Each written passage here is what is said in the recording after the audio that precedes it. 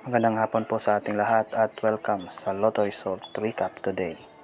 Ito na po ang mga resulta ng ating PCS sa games na 3D Lotto at 2D Lotto ngayong 2 p.m. draw, April 4, 2025, araw po ng Biyernes.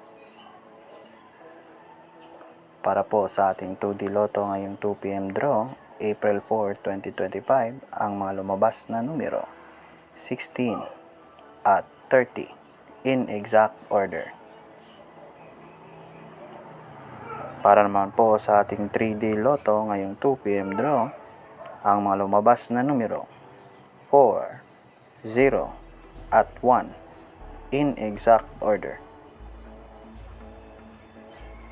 Maraming salamat po sa inyong panonood at congratulations sa mga winners.